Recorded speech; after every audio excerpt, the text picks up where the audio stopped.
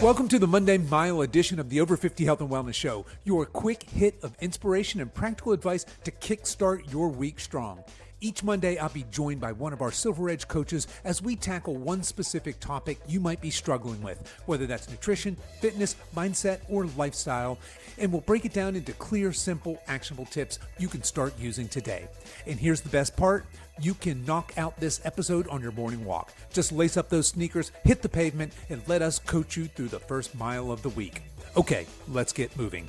All right, folks, welcome to the Monday morning edition of the Over 50 Health and Wellness podcast. And today we're doing something a little bit different. You are stuck with just me today. I do not have one of my coaches here with me. We'll be back. I think it's Coach Jess, next Monday.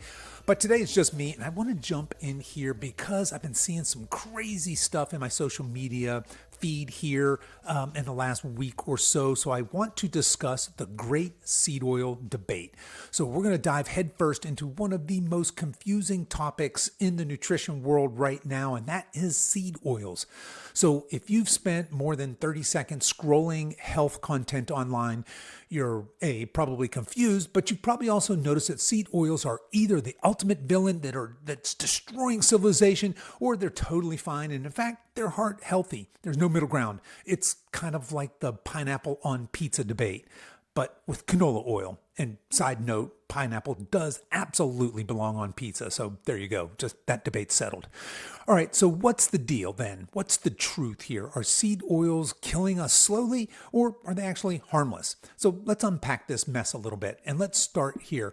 What the heck is a seed oil anyway? And of course, seed oils are exactly what they sound like. They are oils that are extracted from seeds. So think things like soybean and canola and sunflower and corn, safflower, cottonseed, grapeseed. All these things are, of course, seed oils.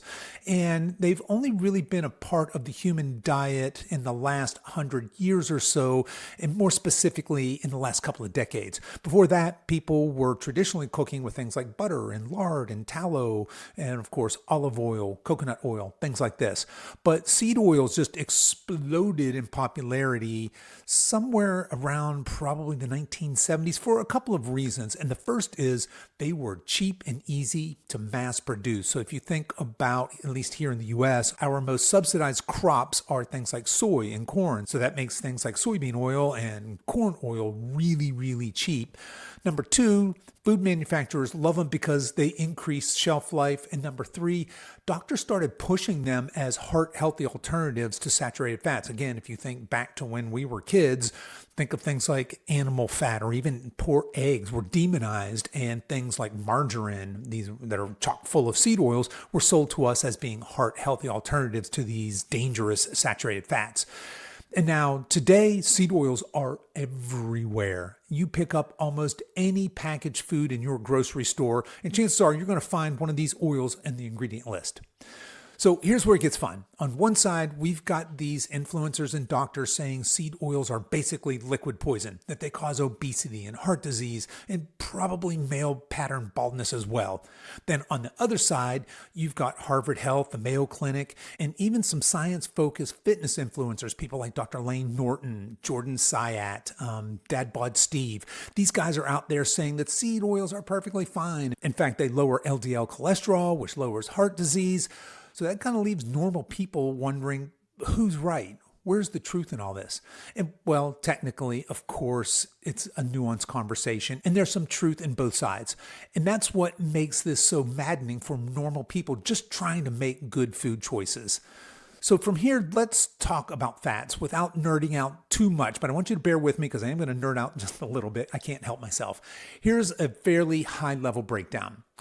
Omega-6 fatty acids are polyunsaturated fats that are found in seeds, nuts, and some meats, and they are essential, meaning your body can't make them on its own, and you need them.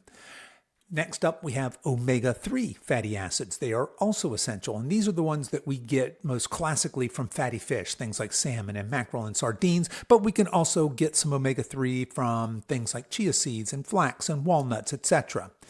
Now, here's what you need to know. Both omega-6 and omega-3s are good for us. We need both of them. The problem isn't that omega-6 is bad. The problem is the ratio.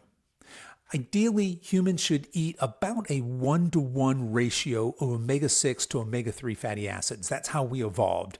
But thanks to our modern diet, loaded with processed foods and seed oils, the average American is closer to 20-to-1. So you can see that ratio is way out of whack. That's 20 omega-6s for every 1 omega-3 fatty acid, and that should be closer to 1-to-1. And now that's a big problem because excess omega-6 intake promotes inflammation.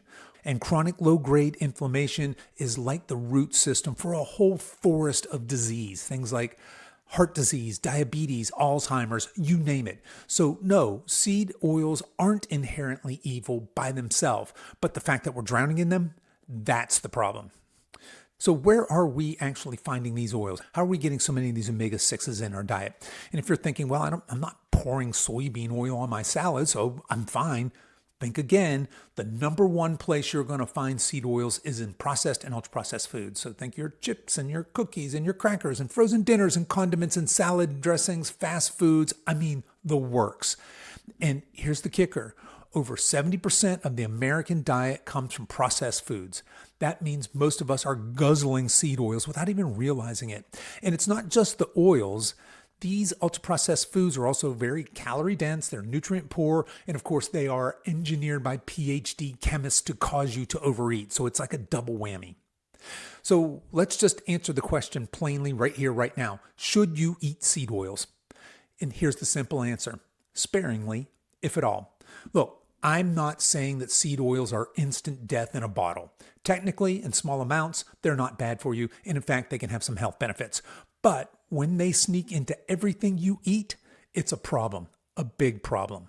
So instead of stressing about eliminating every molecule of seed oil from your diet, which is darn near impossible in this day and age, focus on minimizing them by making better swaps. Cook with high-quality olive oil, avocado oil, or coconut oil. Use butter, ghee, or even tallow if you're into that old-school kind of traditional vibe. And, of course, prioritize minimally processed foods. These are veggies and fruits and lean meats and eggs and wild-caught fish and seafood, beans, all that good stuff. Because here's the deal. I can promise you your favorite Instagram fitness influencer is not chugging half a cup of canola oil before bed as a part of their heart healthy routine. They just aren't. So here's the bottom line. Here at the Silver Edge, of course, we believe that no single food should be off limits. But if you care about strong, healthy aging, it makes sense to keep seed oils and the ultra-processed junk they usually come packaged in to a minimum. Focus on eating real food. Keep your omega-6 to omega-3 ratio balanced, and your body's going to thank you. So don't let the internet drive your diet. Eat real food, train smart, and keep showing up as the strongest, most vital version of yourself. So there you go. Hopefully this clears up some of the noise around seed oils for you folks. If you found this helpful, please do me a favor. Share this episode with a friend who's confused about what to eat and maybe they're eyeing that bag of chips just a little too fondly. Guys, that's what I've got for you this week. And so until next time, stay strong. Okay, folks, that is your Monday Mile for this week. Quick, simple, and packed with power. If you found this helpful, be sure to share it with a friend who's walking their own path to better health. And hey, don't forget to tune in this Wednesday for our full-length episode of the Over 50 Health and Wellness Show. Until then, keep walking, stay consistent, and as always, stay strong.